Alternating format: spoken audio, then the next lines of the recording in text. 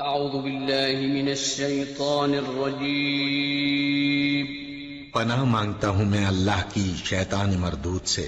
بسم اللہ الرحمن الرحیم شروع اللہ کا نام لے کر جو بڑا مہربان نہایت رحم والا ہے۔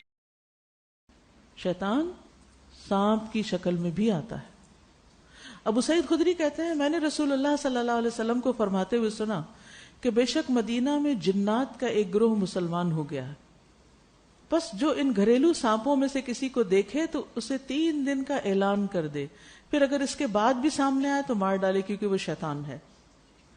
غور سے سنیے، کیونکہ جنات سانپوں کی شکل اختیار کر لیتے ہیں تو عموماً جب کوئی کسی سانپ کو دیکھتا ہے تو فوراً مارنے کے لیے دوڑتا ہے۔ تو مدینہ میں کچھ جنات مسلمان ہو گئے تھے، تو اس کے بعد آپ نے لوگوں کو فوراً سانپ مارنے سے منع کر دیا۔ کیا کہا؟ 3 دن تک اعلان کرے کہ تم چلے جاؤ، اور اگر 3 دن کے بعد آئے تو وہ بے شک مار دے کیونکہ وہ شیطان ہے، ورنہ نہ مارے کیونکہ وہ ہو سکتا ہے کہ مسلمان جن ہو۔ سمجھ آ؟ کالے کتے کی شکل میں بھی آتا ہے۔ رسول اللہ صلی اللہ علیہ وسلم نے فرمایا آدمی کی نماز کو گدھا، کالا کتا اور عورت کاٹ دیتے ہیں، جبکہ اس کے سامنے پالان کی پچھلی لکڑی کے برابر کچھ نہ رکھا ہوا، یعنی بالکل اس کے آگے سے گزر جائیں۔ عبداللہ بن سامت نے کہا کالے کتے کا کیا معاملہ ہے؟ سرخ یا زرد یا سفید کے مقابلے میں، سرخ کتا لال براؤنش ہوتا ہے نا، یہ سفید کتا، اس کا ذکر کیوں نہیں؟ تو انہوں نے کہا بھتیجے میں نے بھی رسول اللہ صلی اللہ علیہ وسلم سے یہی پوچھا تھا جیسے تم نے مجھ سے پوچھا ہے، تو آپ نے فرمایا تھا کالا کتا شیطان ہے، یعنی شیطان اب جب کتے کی شکل میں آتا ہے تو کالے رنگ میں آتا ہے، ٹھیک ہے؟ یعنی ہر کتا شیطان نہیں ہو سکتا، لیکن وہ بالکل فل بلیک کتے کی شکل میں ڈھل جاتا ہے۔ اسی طرح سنن نبی داؤد کی روایت سے ہمیں یہ پتہ چلتا ہے کہ اونٹ شیطان کی نسل میں سے، یعنی اونٹوں کا شیطان سے ایک تعلق ہے یا جنات سے ایک تعلق ہے۔ برائے ابن عازب کہتے ہیں کہ رسول اللہ صلی اللہ علیہ وسلم سے اونٹ کے باڑوں میں نماز پڑھنے کے بارے میں پوچھا گیا تو آپ نے فرمایا تم اونٹ کے بیٹھنے کی جگہوں میں نماز نہ پڑھو، اس لیے کہ وہ شیطانوں میں سے ہیں، یعنی اونٹ کیا ہیں؟ شیطانوں میں سے ہیں۔ فَإِنَّهَا مِنَ الشَّيَاطِينِ، شیاطین کے نام بھی ہوتے ہیں، ان میں سے ایک نام آب ہے، آب، الف مدہ اور بے، جیسے آب پانی کے لیے ہوتا ہے نا۔ مجاہد کہتے ہیں کہ عبداللہ بن عمر رضی اللہ عنہ کے ایک بیٹے کو چھینک آئی تو اس نے کہا آب۔ ابن عمر نے کہا آب کیا ہے؟ بے شک آب تو شیطانوں میں سے ایک شیطان کا نام ہے جو اس نے چھینک اور الحمدللہ کے درمیان داخل کر دیا ہے۔ یعنی چھینک آئے تو کیا کہنا چاہیے؟ الحمدللہ، کیا نہیں کہنا چاہیے؟ کسی شیطان کا نام یا کچھ اور نہیں بات کرنی چاہیے۔ تو بیٹے کو چھینک آئی اور اس نے کیا کہا آب۔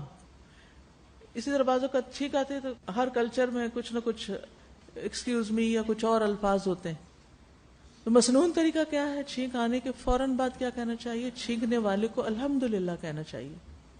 تو ان کے بیٹے نے الحمدللہ کہنے کے بجائے کیا کہہ دیا؟ آب۔ تو آپ نے کہا یہ تم نے کیوں کہا ہے؟ کیونکہ یہ تو شیطان کے ناموں میں سے ایک نام ہے، شیطان نے الحمدللہ اور چھینک کے بیچ میں یہ داخل کر دیا۔ نماز میں بھی شبہ ڈالتا ہے شیطان، اس کا نام کیا ہے؟ خنزب۔ عثمان بن ابو العاص، صحیح مسلم کی روایت ہے، اس میں کہتے ہیں کہ انہوں نے نبی صلی اللہ علیہ وسلم کی خدمت میں حاضر ہو کر عرض کیا اے اللہ کے رسول، بے شک شیطان میری نماز اور قرات کے درمیان حائل ہو جاتا ہے، میری نماز اور قرات کے درمیان حائل ہو جاتا ہے اور مجھ پر نماز میں شبہ ڈالتا ہے۔ رسول اللہ صلی اللہ علیہ وسلم نے فرمایا وہ شیطان ہے جسے خنزب کہا جاتا ہے، جب تم ایسی بات محسوس کرو تو اس سے اللہ کی پناہ مانگ لیا کرو اور اپنے بائیں جانب 3 مرتبہ تھتکار دیا کرو۔ یعنی جب آپ نماز پڑھ رہے ہیں اور بار بار دھیان ہٹ رہا ہو تو پھر کیا کریں؟ اپنے دل کی طرف تھتکار دیں، اس طرح کر کے۔ وہ کہتے ہیں صحابی عثمان کہ بس میں نے ایسا ہی کیا تو اللہ نے اس کو مجھ سے دور کر دیا، یعنی میرے وسوسے ٹھیک ہو گئے۔ کئی لوگ اس بات کی شکایت کرتے ہیں جو ہی ہم نماز کے لیے کھڑے ہو جاتے ہیں تو اتنے خیالات آتے ہیں کہ بھول ہی جاتے ہیں کہ کیا پڑھا اور کیا نہیں پڑھا، حتیٰ کہ قرات کرنے میں بھی دشواری ہو جاتی۔ ایک سورت جو آپ کو پانی کی طرح رواں ہوتی ہے، سمجھ نہیں آتی کیا پڑھا، پھر اٹک جاتے. تو یہ دراصل شیطان انسان کی قرات میں خلل ڈالتا ہے. تو ایسے میں انسان کو رک کے تذکار کے پھر دوبارہ شروع کرنا چاہیے. شیطان ہنستا بھی ہے. کب ہنستا ہے کچھ پتہ؟ جب جمائی آتی ہے اور انسان اس میں کر کے منہ کھول دیتا ہے تو اس پر وہ ہنستا ہے. رسول اللہ صلی اللہ علیہ وسلم نے فرمایا بے شک اللہ تعالیٰ چھینک کو پسند کرتا ہے، جمائی کو ناپسند کرتا ہے. لہٰذا جب تم میں سے کسی کو جمائی آئے تو جہاں تک ہو سکے اسے روکے رہے اور ہاں نہ کرے، اس لیے کہ یہ شیطان کی طرف سے ہوتی ہے اور وہ اس پر ہنستا ہے. شیطان روتا بھی ہے. کب؟ جب انسان آیت سجدہ پڑھ کر سجدہ کرتا ہے، یعنی تلاوت کرتے ہوئے آیت سجدہ پڑھ کے سجدہ کرتا ہے.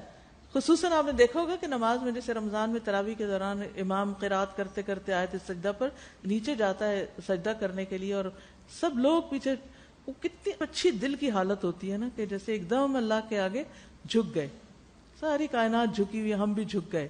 تو اس موقع پر شیطان روتا ہے. کیا کہتا ہے؟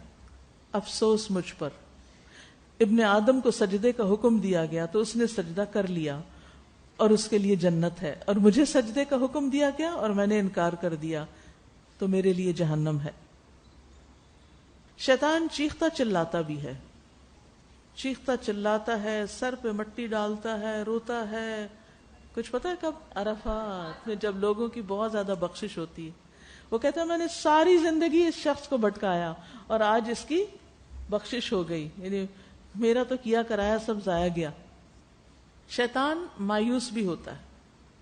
جابر رضی اللہ عنہ سے روایت ہے سنن ترمذی کی، شیطان اس بات سے مایوس ہو چکا ہے کہ نمازی اس کی پوجا کریں گے، لیکن وہ ان کی آپس میں لڑائی سے مایوس نہیں ہوا. لوگ ہوتے ہیں نا نیک نمازی، اچھے اچھے کام کرنے والے، تو وہ نمازی لوگوں کی نماز کی وجہ سے مایوس ہے کہ یہ اب صرف اللہ کو سجدہ کرتے ہیں، مجھے نہیں کریں گے.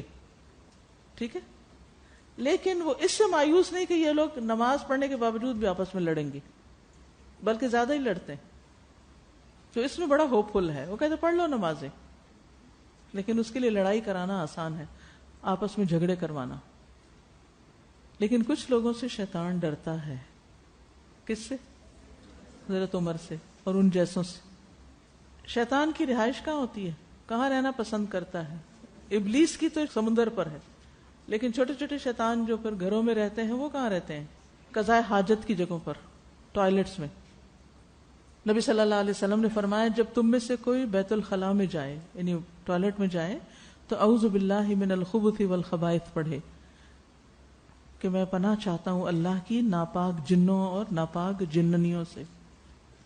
اسی طرح وہ گھومتے پھرتے بھی ہیں، آسمان میں جا کر بھی جگہ بناتے ہیں اور وہاں سے خبریں سننے کی کوشش کرتے ہیں جو فرشتے آپس میں ڈسکس کرتے ہیں. پھر شیطان کی مجلس بھی ہوتی ہے. شیطان لوگوں کے گھروں میں داخل ہوتا ہے، وہاں رات گزارتا ہے، ان کا کھانا بھی کھاتا ہے جب وہ بسم اللہ نہیں پڑھتے. جس کھانے پر اللہ کا نام نہ لیا گیا، یہ سنن نبی داؤد کی روایت ہے، جس کھانے پر اللہ کا نام نہ لیا گیا اور شیطان اسے اپنے لیے حلال سمجھتا ہے. ٹھیک ہے. ابن عباس کہتے ہیں، یہ سلسلہ صحیحہ کی حدیث ہے، کہ ابلیس نے کہا اے میرے رب، تو نے اپنی ساری مخلوق کا رزق واضح کر دیا، تو میرا رزق کس میں ہے؟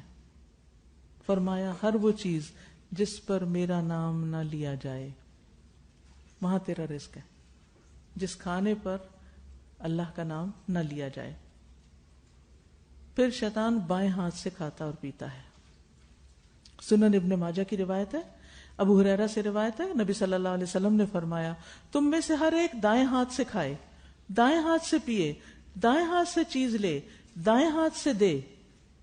اس لیے کہ شیطان بائیں ہاتھ سے کھاتا ہے، بائیں ہاتھ سے پیتا ہے، بائیں ہاتھ سے چیز دیتا ہے، بائیں ہاتھ سے لیتا ہے.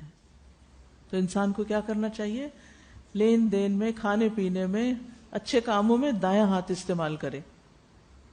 شیطان کے نکلنے کا وقت کون سا ہوتا ہے؟ جب سورج غروب ہو جائے.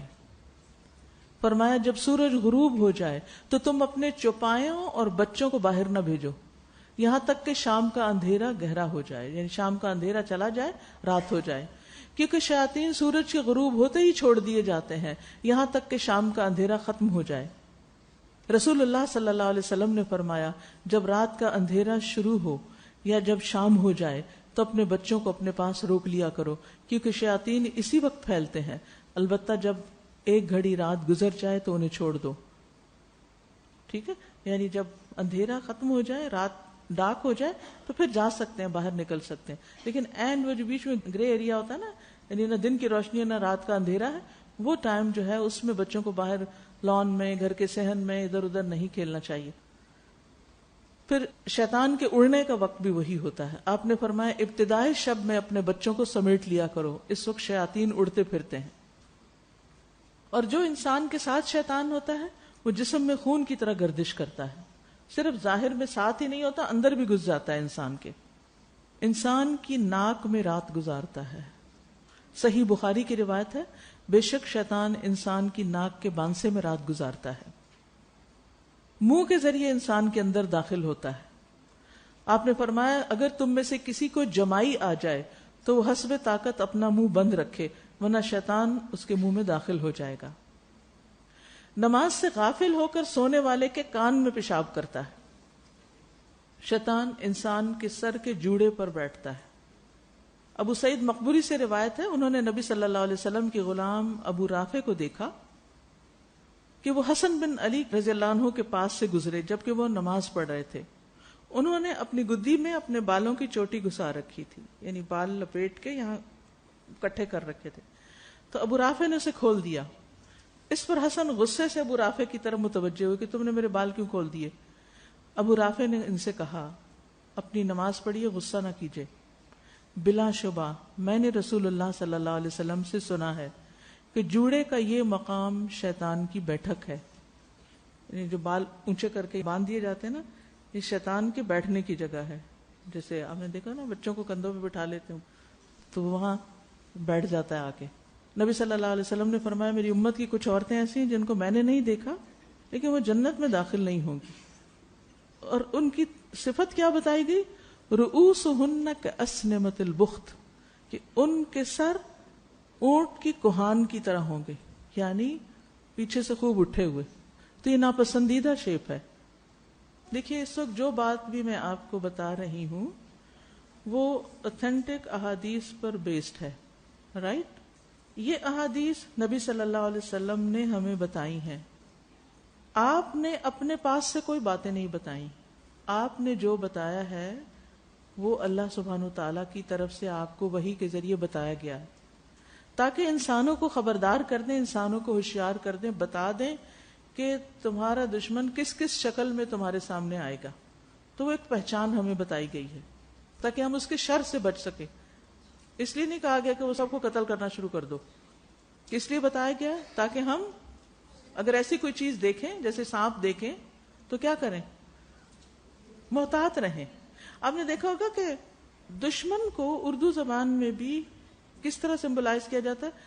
آستین کا سانپ، یعنی سانپ کا لفظ۔ اب اس کا یہ مطلب نہیں کہ ہر سانپ کو انسان مار دے، کہ کیا پتہ یہ شیطان ہو، نہیں، ہمیں یہ بتایا ضرور گیا کہ شیطان وہ شکل اختیار کر لیتا ہے اور تمہیں نقصان پہنچا سکتا ہے، اور سانپ کو دیکھ کے ہر شخص ڈرتا ہے، اور سانپ کو دیکھ کے ہر ایک کو کیا فکر ہوتی ہے کہ یہ ہمیں کاٹ نہ لے۔ تو یہ ہمیں محتاط کرنے کے لیے بتائی گئی کہ کس کس شکل میں وہ تمہارے سامنے آ سکتا ہے، ورنہ تو وہ نظر نہیں آتا۔ ایک اور چیز یہ ہے کہ یہ باتیں جو وحی کے ذریعے ہمیں بتائی گئی ہیں یہ علم غیب سے تعلق رکھتی ہیں، ان کے بارے میں جتنا ہمیں بتایا گیا ہے ہم اتنا ہی جانتے ہیں، اس سے آگے جو چیز ہمیں نہیں بتائے گی ہم صرف قیاس نہیں کر سکتے۔